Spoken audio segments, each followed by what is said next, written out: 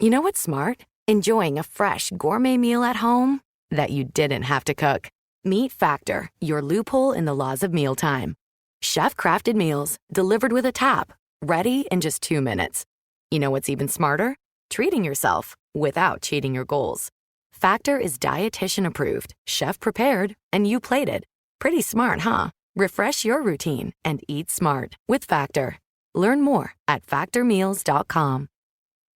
Atheists, agnostics, long-haired weirdos, short-haired weirdos, vandals, hooligans. The government, hug the government, love the government, hug the government, love the government, hug the government. Welcome to The Politics Guys, a place for bipartisan, rational, and civil debate on American politics and policy. I'm Northern Kentucky University political scientist Michael Baranowski. So I just wanted to let folks know that, especially toward the end of this episode, there were some audio issues, and I think what's going on here is, even though I told Jay a while ago about the whole Chinese router sort of thing, I think he's probably still using one of those Chinese communist routers, and it's Jay, of course, is an enemy of totalitarian communism everywhere. Xi's pushing the button there, screwing us up. This is what I'm thinking. We did our best to clean it up, but if there are a few little gaps there, again, especially toward the end, our apologies. So there you go. I'm joined today by my conservative counterpart, Cleveland area attorney and defender of freedom, Jay Carson. Hey, good afternoon, Mike. Hey, Jay. So as you know, and as I know, this is a big day for us in particular, maybe not for a whole lot of other people, but for us, it is a milestone anniversary. 10 years. It is. Yeah, 10 years of the politics, almost to the day, February 22nd, 2015 was the first episode that we aired. Not the first episode we did, but the first one we thought was unawful enough to actually release to an unsuspecting public. And it's hard to believe that since that time, we've had over 900 episodes, including 200 interviews. And I did some rough calculations.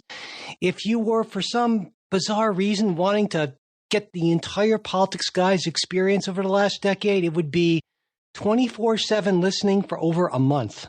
So, wow. Yeah, that would be, that's maybe something they'd be doing at Guantanamo for prisoners. I don't know, but I would not recommend it in any case. I do want to say sincerely, thank you so much to the listeners, many of whom have been with us since almost the very beginning. And it's been a heck of a 10 years. We're going to talk more about that on the midweek bonus show. But I just wanted to just start off by saying thank you, Jay, and thank all the listeners for 10 pretty amazing years. Yeah. Thank you for including me in this project from the beginning, right? So it's and who knew? Yeah. Again, I thought we'd do this for like a month or so, and they'd be like, we'd be sick of it, or but here we are. Here we are. Pretty amazing. Well, speaking of pretty amazing, not in a good way, it has been a wild and I guess, at least for me, a wildly disappointing week in U.S. foreign policy. You know, on last week's show, we talked about those initial U.S.-Russia talks and how strange it seemed to us that the U.S. was seemingly making concessions to Russia before the actual negotiating began, which is, not what you'd expect from Mr. Art of the Deal, the right? master negotiator. Yeah, exactly. And so then this week, things went, in my view, from bad to worse. First, President Trump blames Ukraine for starting Russia's unprovoked war of aggression, saying, you should have never started it. You should have made the deal. Though I should point out that in a rare turn of events for Donald Trump, he actually walked that back a little bit. He admitted to Fox News, Brian Kilmeade, that Putin did in fact start the war. But then when Kilmeade asked Trump if the atrocities were Putin's fault, Trump said that he gets tired of listening to that. So there you go. I guess it must be even worse if you're a victim of atrocities. Well, it's not a denial, but yeah. Yeah. But anyway, Trump also, of course, called Zelensky a dictator without elections and repeated a false Russian talking point about Zelensky being at 4% approval in Ukraine, when in actuality, Zelensky's approval rating is around 57%, which, by the way, is higher than Trump's. And the lies continued. Trump wildly exaggerated the amount the U.S. has spent to support Ukraine. He falsely claimed that half of U.S. aid to Ukraine is missing. And he said that the Russian invasion that has absolutely devastated Ukraine's economy, their infrastructure, resulted in tens of thousands of deaths, hundreds of thousands of injuries, and millions of refugees, as in his words, a gravy train that Zelensky wants to keep going. And as you'd expect, top Russian officials are absolutely thrilled, over the moon at these developments. The former Russian President Dmitry Medvedev, who's currently their deputy chair of their Security Council, said, "If you told me just 3 months ago that these were the words of the U.S. president, I would have laughed out loud. Trump is 200% right." So, Jay, I cannot recall the last time I've been as thoroughly disgusted by the actions of an American president on the world stage. And, I said to you earlier this week, it has really been a struggle for me to keep my emotions in check. Just the utter mendacity, seemingly abandoning an ally and essentially siding with someone I feel comfortable calling an evil sociopath who started the largest war in Europe since World War II. It literally, for the first couple days, gave me a sick feeling in the pit of my stomach. And I guess let's just start with your reaction to this. So there were, and again, I'll tell you, I was, sort of in work deposition mode for the last week. So I'm sort of, I was sort of getting news just here and there, blips, updates, phone type stuff. In going back, I read there were a number of senators who, when they saw some of these comments, their first impulse was, well, this must be misreported, or I must have read that wrong, or that couldn't actually be what he said. And I would put myself in that sort of same camp, right? That I can remember sort of getting, the little update thing on my phone of, Trump calls Zelensky a dictator and all that sort of thing. And again, I thought, no, that can't actually be right. But that is what he said. I'm at a loss for really, what to make of it. Certainly this is not the foreign policy of the Republican Party that I grew up with, right? The Ronald Reagan, George Bush idea of one, defending, protecting our allies, to holding the moral high ground. That was something that was important to Reagan. Reagan very much saw the Cold War in terms of morality and didn't see this as a, what's the word I'm looking for? A moral equivalence between the East and the West of they all do it, that kind of thing. And even when, to some extent that meant the West siding or propping up with some folks who were not so great, right? The Ferdinand Marcoses of the world and those types of people. So I don't really know how it even makes sense. One, it's just as you point out, just factually wrong. I mean, there's no two ways about that. And I think you could make some good arguments, right, about when is it in the American national interest? How much ought we to be involved? Should Europe be stepping up more? All those things. I think there's good points that can be made, and I would probably tend to still disagree with those arguments, right? But I think you could say there's a valid discussion to be had, and also sort of a similar discussion of, listen, is some sort of negotiated peace, even with Putin, preferable to a long drawn out stalemate, right? Again, that's not where I would be, but I could see that being a colorable, not unreasonable, not on its face offensive argument. But this is not that. And I'm bewildered as to what the plan is, if there is any. See, I think some have suggested, and then I think there were a lot of Republicans who were caught off guard by this. There was the expectation that Trump would be less less supportive and sort of a Ukraine skeptic. But there were also things that he did early on, and things that Vance had said that would indicate that, no, he wants a deal, right? But he's not going to just throw Ukraine under the bus. What he said last week would appear to be the opposite of that. Now, some folks I think have speculated maybe there's some, three-dimensional chess going on here. I can't figure out what that move would be other than it's he does this and maybe that encourages the Europeans to get more involved. I don't know. But I don't think that's that's even there, right? I don't think that's a sensible thing to do. I don't think I think the United States president should always speak firmly and clearly on foreign policy issues. And if you've got somebody who to float a trial balloon, you have someone else do it, right? You don't have the president do it. So yeah, I guess I'm horribly disappointed and puzzled, bewildered as to where he's getting this, where this is coming from. It is not in keeping with Republican foreign policy that I've supported throughout my life. I am disgusted by, I'm not a tiny bit bewildered, or I guess once I had a chance to process, surprised. My theory here is that with Donald Trump, it's always business and it's always personal. And I want to start with the personal side.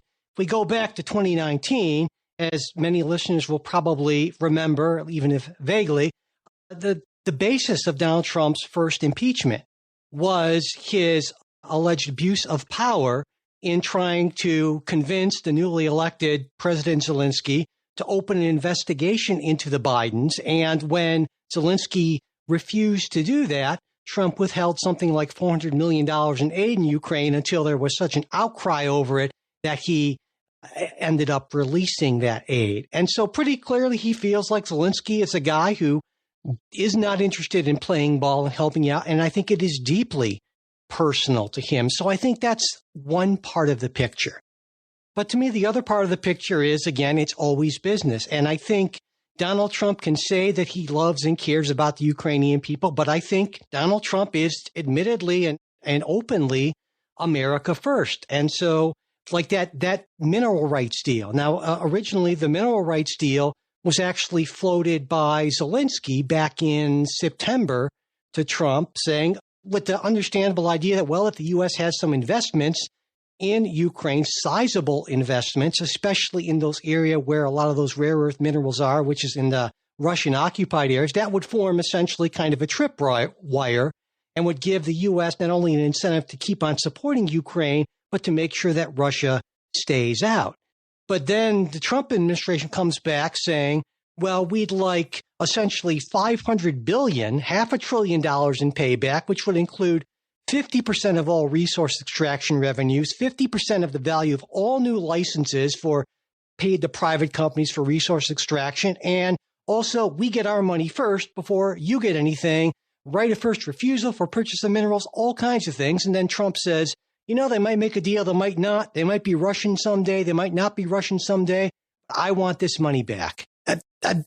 There you go. And it's been pointed out that this would not only far exceed by hundreds of billions the aid that the U.S. has given to Ukraine, but as a share of GDP would actually be a greater burden than the Allies placed on Germany for war reparations in the Versailles Treaty. And so, I mean, it's extortion. That's just, I can't think of another word for it. And Trump saw an opportunity to extort Ukraine.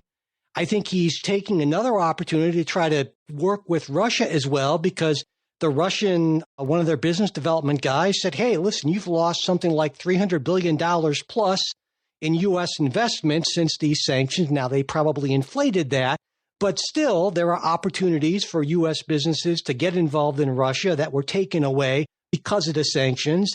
Now there's talk about perhaps this pot of $300 billion in assets that were frozen being part of this deal. And I think that the lens through which Donald Trump sees this is, how can we extract the most money from every player involved? I don't think he cares about any of those Reaganesque sort of things you were talking about. And that, to me, makes perfect sense knowing Donald Trump's career and his personality the way I feel like I've come to know it. But it can also, and is also to me, just morally just absolutely abhorrent. Yeah. I guess, where I come down on this is to the extent of trying to psychoanalyze Trump.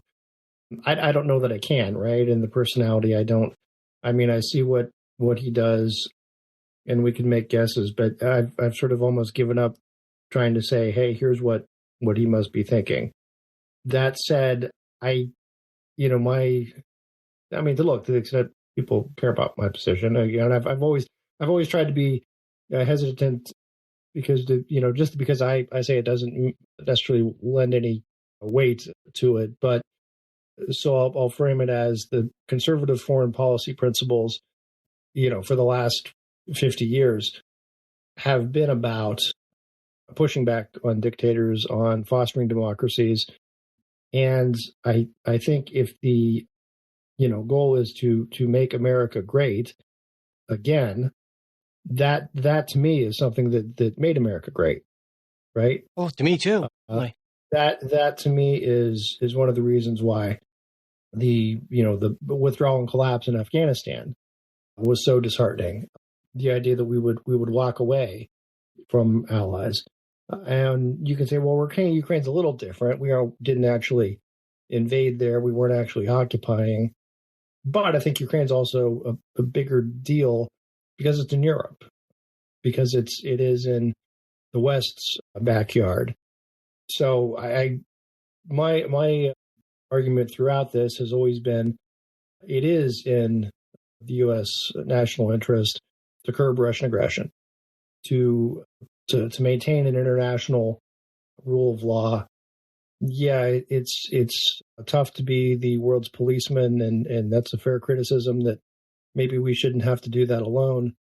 But the alternative is often that you either have no policeman or you have someone like Putin or Xi, which is even worse. So I guess that's where and the also, in terms of, and this is weird if you want to talk about morality, because I'm also one of these people who I think I take a sort of realpolitik kind of view of foreign relations, right?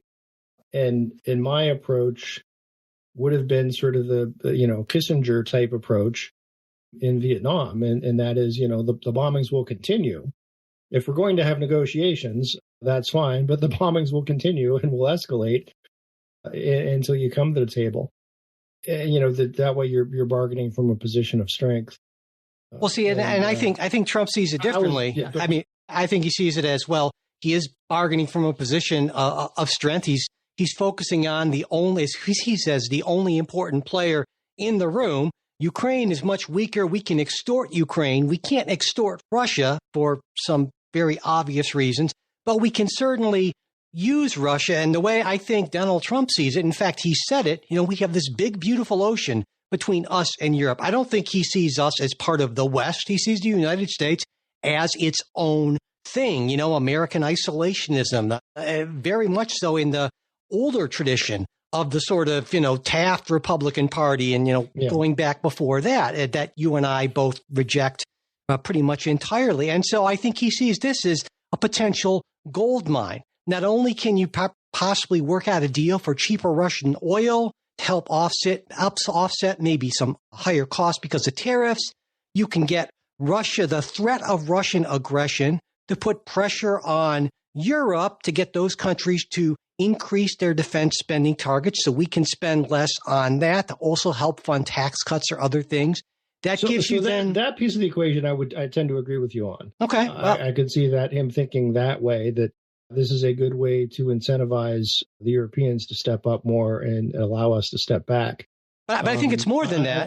I think it also means that we can extract more or get Korea, Japan, Taiwan to spend more money on their own defense, right? And maybe get Russia to use its influence to help slow down North Korea's nuclear development, and maybe get some help with Iran against their attempts to hurt Israel. So I think I feel like I get sort of the MAGA foreign policy Trumpian worldview here. And I mean, if you look, Japan only spends 1.2% of its GDP on defense. South Korea is at 2.8. Taiwan's at around 2.5. The U.S., I think we're around 3.5. And in terms of NATO countries, only, I believe, Poland and Estonia spend more. And so I think Trump sees this as a fantastic opportunity for the U.S. to save or bring in literally hundreds of billions of dollars, if not more, and let Europe take care of its own problems. And so from that mindset, it totally makes sense to me.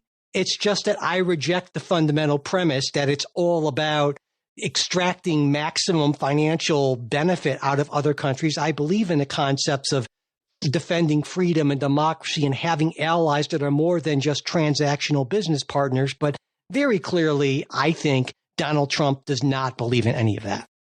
I would, yeah. I mean, I think I agree with that. Again, as best I can understand what he's doing, and sort of just hypothesizing on that. But the other thing to think about, I mean, and I would have to think that Donald Trump, with all of his business experience, would think about something like this, is even assuming he is entirely transactional, you want to take a look at who you're transacting with, right? Why would we have any reason to believe that Putin would be a credible negotiating partner, or if we cut a deal with him, that he'd stick to it? That's not the way dictators typically operate. So, I mean, I think even if that's the plan, that he does view all this as purely transactional, it's still bad and short-sighted. See, I see what you're saying, but I think Donald Trump divides the world into players and suckers, and he sees Vladimir Putin as a player like himself, and he sees all these people who stick by their agreements and their word when they can possibly get out of it, whether that means being Donald Trump real estate developer and not paying off your contractors for as long as possible and saying, go ahead and sue me and try to extract it, or whether it means selling out Ukraine. That's just being a smart player. I mean, he said, he's reportedly said that people who went to war and died for their country are suckers. I mean, there have been multiple reports of that. I just think that is just so intrinsic to the way he sees the world that it is literally impossible for him to view things any other way. And at his age, it's not like that's going to change any. So we're getting exactly, I think, what we should have expected from Donald Trump. Although I feel like in the past, there's this old saying, Jay, that hypocrisy is the tribute that virtue pays the vice. Yeah, I got it right. And I think Donald Trump is just doing away with hypocrisy, just saying like, nope, it's all about business. It's all about hooray for me, screw you. If I can make a buck out of it. And this is now American foreign policy. And he may be right on the financial side of it, but even if he is, I find it, like I said, morally abhorrent. Yeah. No, I would agree with you on pretty much all of those points. But I will say, on the NATO spending thing, I think Donald Trump has called for countries to spend 5% of their GDP on defense, which, by the way, not even the U.S. is close to. But I think you can reasonably look at NATO defense spending and say, hey, how is it that the U.S. accounts for 68% of NATO spending, and European countries make up just 28%? And I think from that perspective, you can make the case saying, well, we've been prodding and pushing countries to do this, and what's it going to take? And I think Donald Trump believes that the only way that you're going to get countries to part with billions and billions of dollars in money that they're already spending on other things, right, that they do not want to have to allocate anew or pull from somewhere, is through the threat of violence. And Russia provides a perfect opportunity, because I don't think there's a reason why Poland and Estonia are the two top defense spenders in NATO, right? Because they're freaked out about what Russia might do. And I think they're right to be freaked out. And I think Donald Trump wants more countries in Europe to be at that level of freaked out so they can pick up more of the burden and we can pull back more of our funding for other reasons. Yeah. And here's the thing. I think that in and of itself, trying to encourage the Europeans to step up more, there's nothing wrong with that. But saying, I mean, taking this route to it, right? That, for example, let's compare. I mean, J.D. Vance gave a speech in Europe a week or so ago on that topic, and also just on the topic of defensive sort of liberalism of the West, and our European governments doing enough to respect those values. And you can agree or disagree with what Vance said, but it's of an entirely different nature to make that kind of a speech versus saying Putin's a dictator and Ukraine started the war. That's Zelensky. Yeah. Well, and that's weird too, right? Because there's sort of a disconnect there. If you're going to be a realpolitik person, then it really doesn't even matter if Zelensky is a dictator who is unelected, because, my God, if you want to talk dictators, Putin puts Zelensky to shame, right? And so it's pretty clear that Donald Trump has no qualms working with Putin, the dictator. So Zelensky, even if he were a unelected dictator, which he's not, is absolutely beside the point, or should be, if Trump's being consistent. But again, I think that's where it's also all personal all the time with Donald Trump, because it seems to me, and I felt this from the beginning, that he is an incredibly fragile little man in the deepest sense of the term. And so he takes these slights very personally and can't help but lash out, even if it isn't necessarily the smartest thing for him to do. Yeah. I'm going to withhold judgment on the deep psychoanalysis of him, because I don't know. But what I can say is also the reaction in many corners of the right has been sort of shock and being aghast, and so I'm not sure how this plays. Again, I see some commentators writing that, again, this just might be Trump trying to sow chaos in order to, because his sense is he gets a better deal out of chaos, right? Or again, this whole, this is, I don't know, but let's put it this way. I think it's disappointing all around for an American president to be making these kind of statements. So yeah, and I guess in thinking about how this plays out, it seems that there's going to be enough pressure brought to bear on Zelensky where he will sign away a significant value of mineral rights, extraction rights, various things to the U.S. And I'm sure Russia will make some financial concessions, but I expect that when we kind of look back in a few years, in the end, Russia will be better off, maybe not better off because they've suffered so much in terms of losses, but Russian leaders historically don't give a damn about killing, millions of their population. Putin's no different than that. But I find it hard to believe that Russia's going to give up any significant concessions in terms of land that they have taken in Ukraine. But I don't know. That's my take on it. What do you think? I'm still a little more hopeful. And I mean, here's the other thing, right? If the Trump goal is to be able to exploit the rare earth minerals and all that, he's not going to want to let Putin just take those, right? I guess that's the thing. If the thing is he's trying to drive a hard bargain with Zelensky to get the minerals, that would seem to presuppose that, okay, once he strikes that bargain, he's going to have to pony up the dough to defend Ukraine and make sure that bargain stays in place. That kind of goes to what I was talking about who you're making deals with. Right. Or alternately, he could just go to Putin and say, listen, I couldn't make this deal with Zelensky, but maybe I can make this deal with you. And since you already occupy the territory. What's that? Yeah. So why would Putin make that deal, though? That's my. What leverage would you have with Putin to make that deal? He would say, well, no thanks, I just took it. Yeah, true. Good point. Yeah. But yeah, so in the end, I think we both agree that this has just been a colossally disheartening and disappointing development in American foreign policy. And my only hope is that Trumpism, at least as we're seeing it play out in foreign policy, is a shorter term sort of thing. So clearly, I think J.D. Vance is no fan, no friend of Ukraine. But my hope is that when Trump is no longer on the scene, we will not be treating our weaker allies as potential sources of extortion and actually treating them as democratic allies and having at least some moral elements to our foreign policy, which is now clearly lacking. Yeah. No, agreed. All right. Well, we will surely be talking more about this as events merit, but let's move on for now. Let's talk a little bit about independent agencies. On Tuesday, President Trump issued an executive order.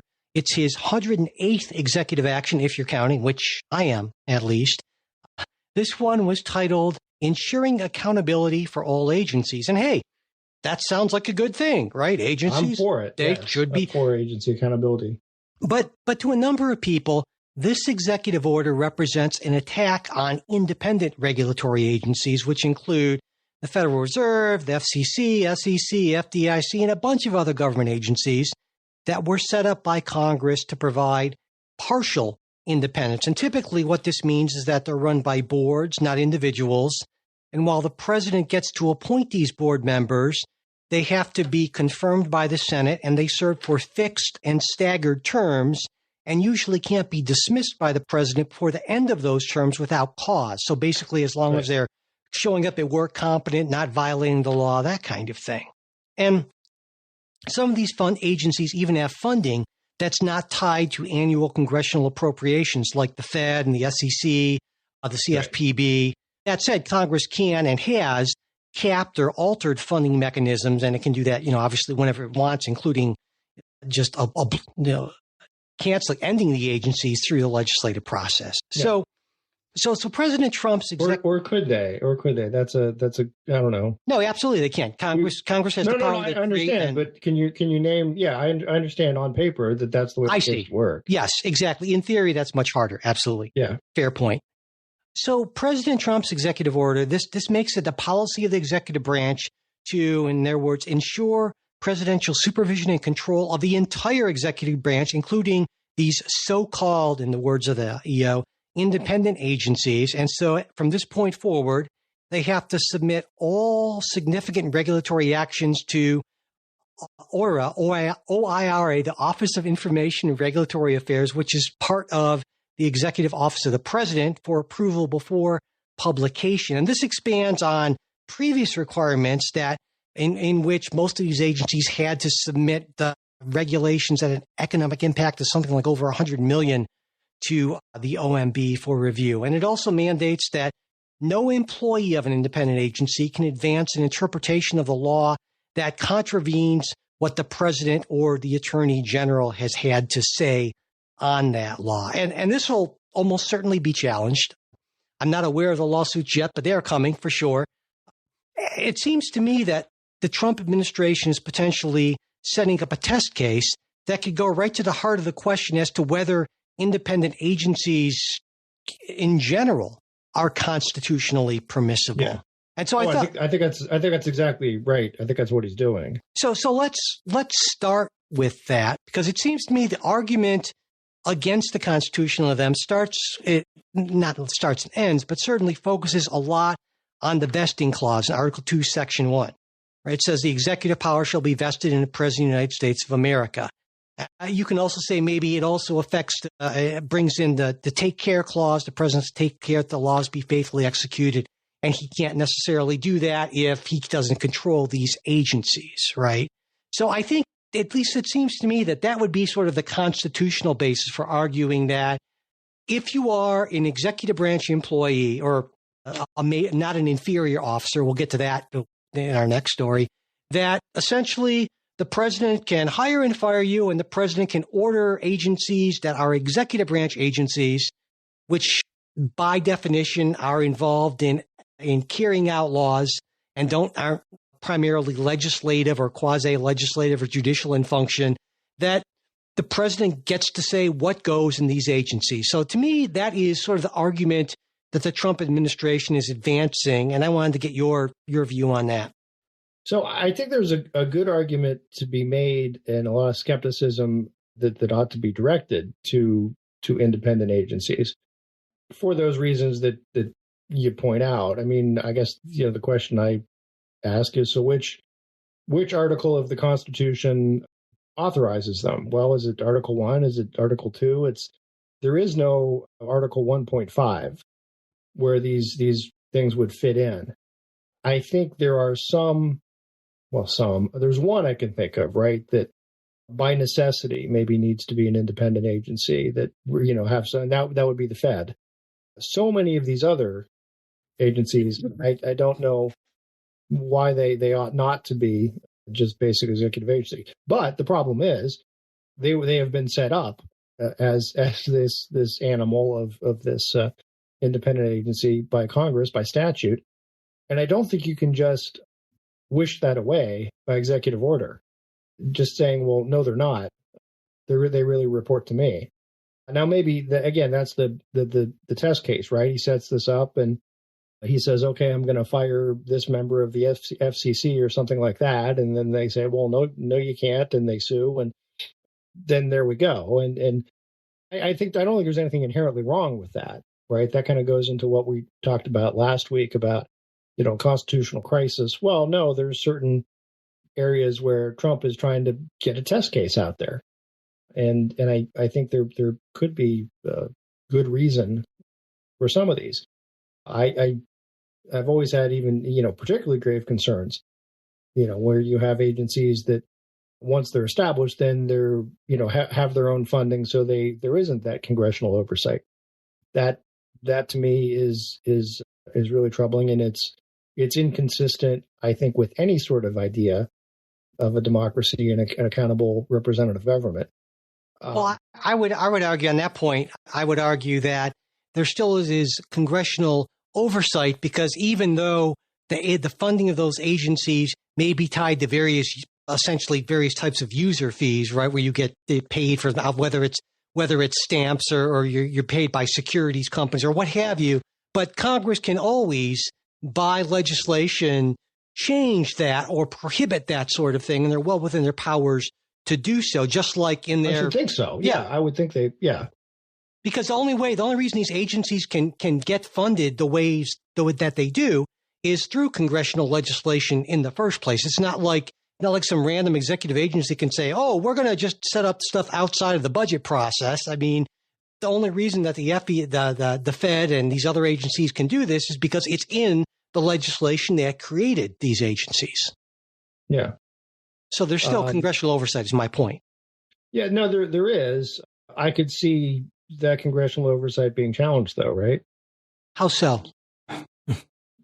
Congress passes a statute saying we are eliminating whatever, the FCC, and making it, the president's, you're putting it under whatever, the Department of the Interior or wherever you want to put it. And someone sues and says, no, you can't do that. That statute eliminating the FCC is unconstitutional. I think that would be a dead bang loser. Yeah, definitely. Yeah. Well, someone's always going to sue, right? I mean, so sure, yeah. Yeah. And my point is, you're always going to sue, and it's not unheard of that you can find a judge who would do that, that, might seek to enjoin Congress or strike down a statute repealing one of the existence of one of these agencies. The preliminary injunction argument would go like this. This is really important. They do really, really important work. If you stop this, get rid of this agency, people will be irreparably harmed. It can't be done. Yeah, but another part of that, always a part of that calculation for a judge has to be likelihood of success on the merits. Yes. Yeah. And I know. That seems to be a near zero sort of thing. And so I'm not saying you're wrong. You would think, but I'm not saying you're wrong. I've seen weird stuff happen. Yeah. I'm just saying that you could almost certainly find some district court judge who just, I don't know, woke up on the wrong side of the bed, is just dropped some shrooms, whatever. It just is in a mood to enjoin. I can see that happening, but it would just stun me beyond anything I've seen in American government if an appeals court didn't almost immediately reverse that. And certainly the Supreme Court would rightly never go for that sort of thing. Yeah, I don't think the Supreme Court would go for it. The Ninth Circuit might. Nah, I know that conservative hatred for the Ninth Circuit. I get it. No, I mean, I'd be willing to. I'll be willing to maybe make a wager that we'll see something like that in the next. Hard to. It's like, well, first of all, someone has to get up the gumption to actually, repeal one of these agencies, which I don't see happening anytime soon. Exactly. They're not going to have the votes for it. Yeah. But I think that would be. I'll say this. This whole thing is clearly part of a much larger effort, and actually an effort that predates Trump. People who have what's called or push the unitary executive theory. And there are a number of Supreme Court justices, I would say at least 4, who are very, very friendly to this sort of thing. I mean, you got Thomas. There are a number of podcast co-hosts who are very there you go. To unitary executive. There you go. And there have been a number of cases too. One, Celia Law versus CFPB, and there's also Collins versus Yellen, which I think came a year or two later. And essentially the court has ruled that if Congress sets up an agency with a single director who is shielded from presidential removal, they can't do that. And so, but this is a different animal. These are multi-member boards. And my take is when I look at the current court, I think certainly Justice Thomas, Justice Alito, probably Justice Gorsuch and Kavanaugh are strong enough proponents of the unitary executive theory that they'd say, you know what, we're okay to apply this to even multi-member boards. Now I think the Chief Justice Roberts falls into that camp too, at least in terms of inclinations, but he's a lot more cautious, much more of an incrementalist, institutionalist, whatever you want to call it. And I think also weirdly, Justice Barrett, I'd put her in that camp as well. And I don't know, that's kind of my take. So I see the Trump administration getting some victories here, but I don't think there were quite the votes on the current Supreme Court to get the sort of radical, just complete shift in executive power in the executive branch that the really diehard proponents of the unitary executive theory would like. And I'm wondering what you think about that. Yeah, so there's a case that's going on right now in the Fifth Circuit, Braidwood versus Becerra. It's actually probably not Becerra now. It's whoever I suppose maybe it's Braidwood versus Kennedy. But an organization, I'm trying to think what the acronym is. PTS. There's so many of them, it's hard to keep them all. But anyway, this is an advisory board that was created to advise in health insurers what preventative care they should cover. What happened after the Affordable Care Act is those essentially this board's power became not just advisory but mandatory. It could essentially mandate what preventative care insurers have to cover. And the problem is, this goes to sort of what we're going to talk about in the next segment about inferior officers, is none of these people are appointed under the appointments clause, right? None of them go through confirmation, but they're sort of, and none of them theoretically, they're independent. And there's this weird sort of thing of they're neither fish nor fowl, right? They are an independent agency that is sort of operating without, I think. But so last week, the Trump administration with the new Justice Department filed a brief in this case where it sort of echoes what the Biden administration said, but with a twist. And it's consistent with that executive order, basically saying, look, there's really no problem here because these are really this is all administrative stuff. They all report to the Secretary of Health and Human Services, and they can be fired at will. So there's no accountability problem, which again, I think is maybe a nice thing, a fine thing to say. And it's a nice, maybe policy aspiration. But the problem is, I don't think the statute that got them there says that. So I think it's that sort of thing where I think it's setting up, there's going to be a fight down the road at some point, because let's say he does fire one of these folks, or they make a recommendation and the secretary just says, forget it, we're not taking that recommendation. Then you have that conflict. But I am all about taking on the regulatory state. I think there's a whole lot to do. And I think as much as I'm disheartened by what Trump's doing with Ukraine, the fact that the administration seems to be looking at accountability of administrative agencies, I think that's a good thing. As always, my concern is even when you've got the right ideas, do you have the competence to pull it off? And I don't know, that's a kind of remains to be seen. I think there's a very fuzzy line between pushing for accountability and transparency and pushing for power. And oftentimes people who are in that position end up conflating the two things. And I think for Donald Trump, this is more about a simple, this is my executive branch. I'm the president. I get to do whatever I want. And the accountability thing is sort of a fig leaf for covering all of that up, basically. But I don't think Donald Trump cares about government efficiency. I don't think he cares about accountability. I think Donald Trump is essentially like a 6-year-old who wants everything the way he wants it, when he wants it. And damn it, if he can't get it, he will throw the world's biggest tantrum. It'll be a perfect tantrum because it'll be, a big, beautiful tantrum. There you go. Look, I think the accountability piece, though, by him saying that, sometimes Donald Trump does stuff that on the one hand I think is terrible, on the other it makes me happy because the reaction to it, all of a sudden it sort of, again, it took Donald Trump to get Democrats across the country to be worked up about the Russians that I've been beating the drum about since 1985.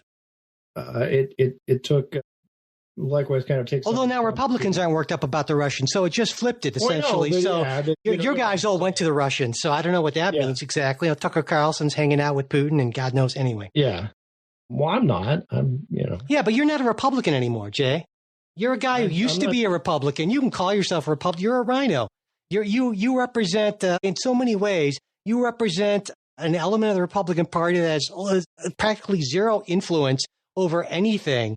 Basically, the modern Republican Party is bend the knee to the orange god or king, as he likes to call himself, or you are not a Republican in good standing. And so I'm fine with your form of republicanism, even though I have my disagreements. But the idea that you represent anything that's remotely close to a center of power influence in the modern Republican Party is just, at this point, is just laughable, I think. And it's lamentable as well. Well, yeah, that's the...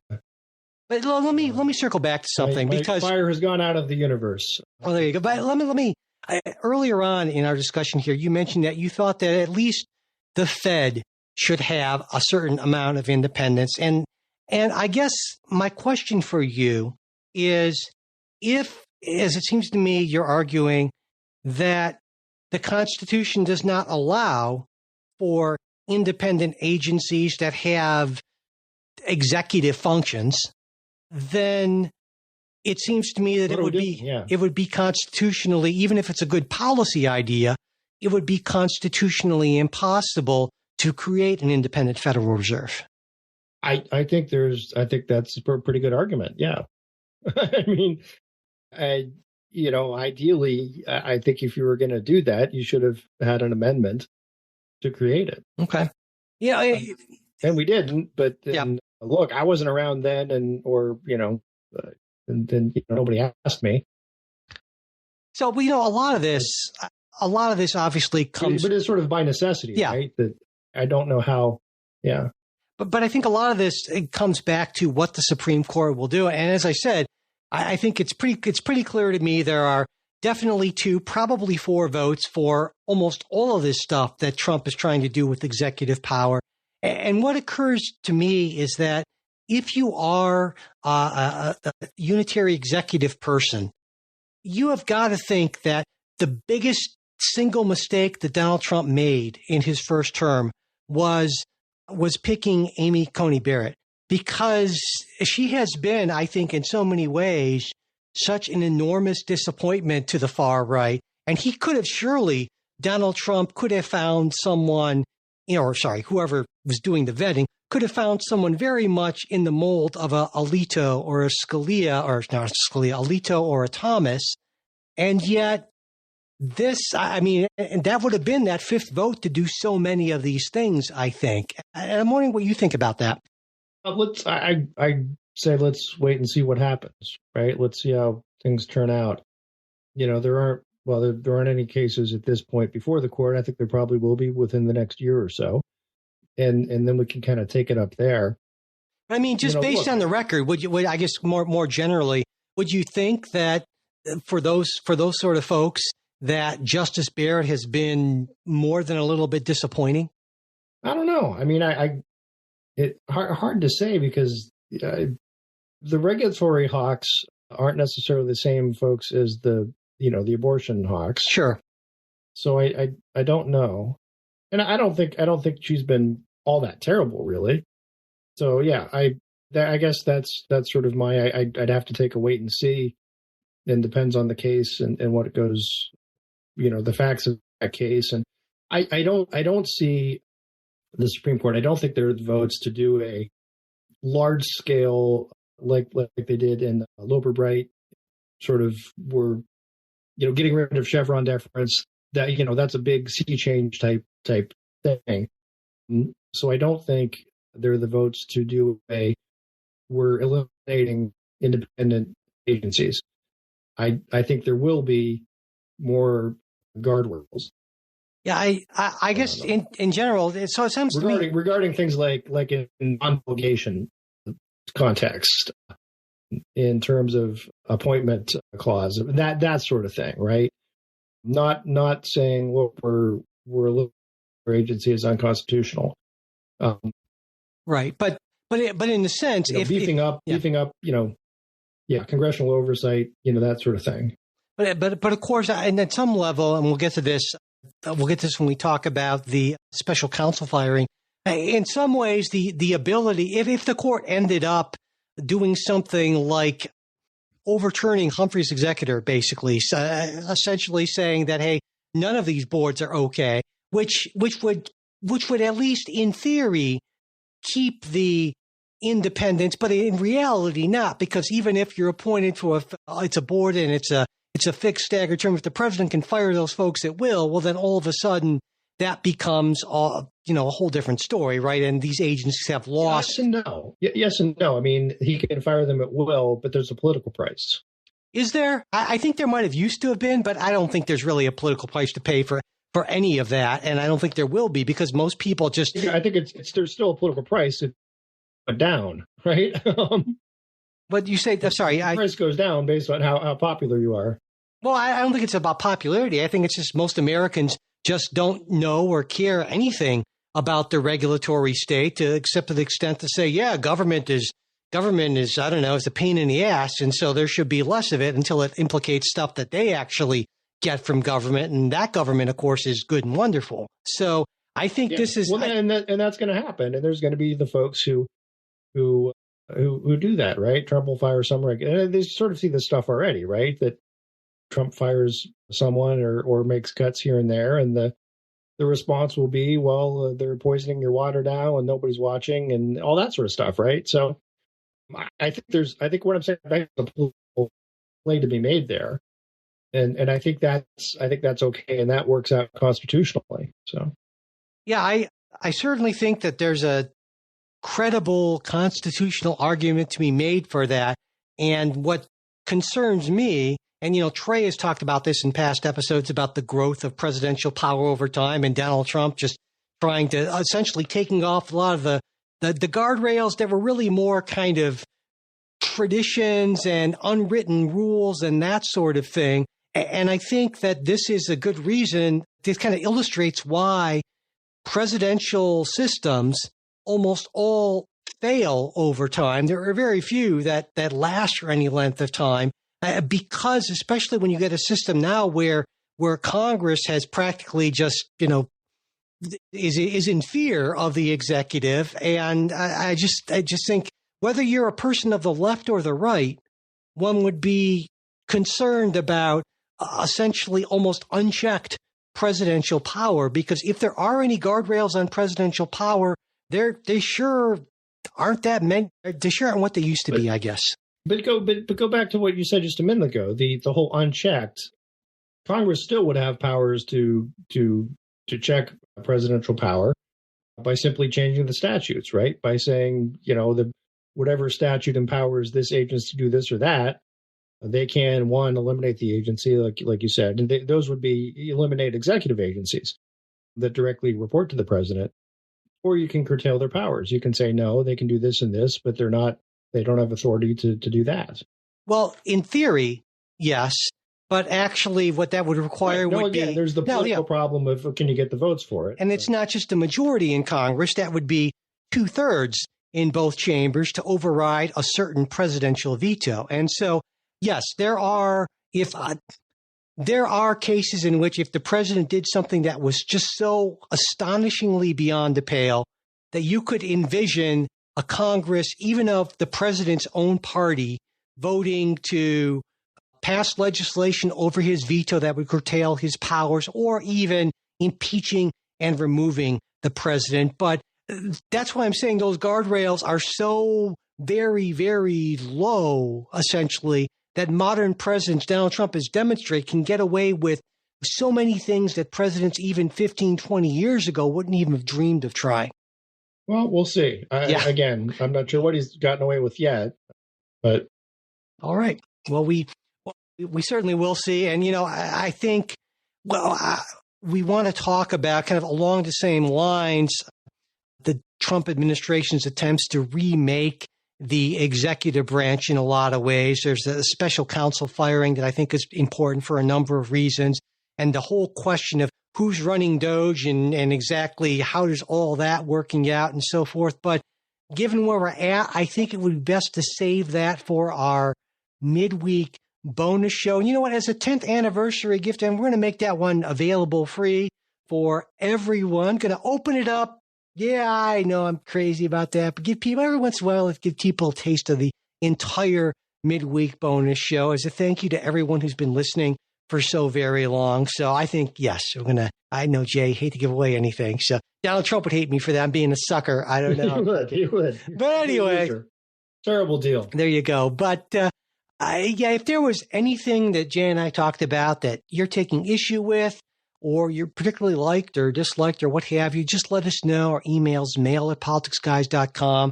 There's also Facebook and X, and we always have links to those in the show notes, as well as our Discord discussion forum for supporters. I'm on that all the time. And if you're a supporter, you get not just that, but ad-free versions of everything released. We release the full-length midweek episode as opposed to just usually, except for this week accepted, the just kind of 10, 15-minute preview, that Discord group. And more than anything else, it helps us keep this show going. There's no way we would have been able to do this for the last 10 years if it hadn't been for our Patreon supporters. And you can also support us on Venmo or PayPal if Patreon isn't your thing. And that's always the links to all those things are in the show notes. And also, if you'd like to get that full-length midweek show every single week, but you just can't afford to support the podcast, send me an email, mike@politicsguys.com, and I will get that set up for you. And regardless of whether you're a supporter or not, or how long you've been listening to the show, it really does help us out a lot if you subscribe on your podcast app, if you rate and review us on that app, as well as sharing episodes, getting the word out to other folks. That is a big deal for us. And finally, as always, before we go, a very special thanks to our wonderful executive producers, Wilma Moreno, Daniel Toe, Ryan Beasley, and Don Oglesby. We'll be back with a new episode for you next week. We hope you'll join us.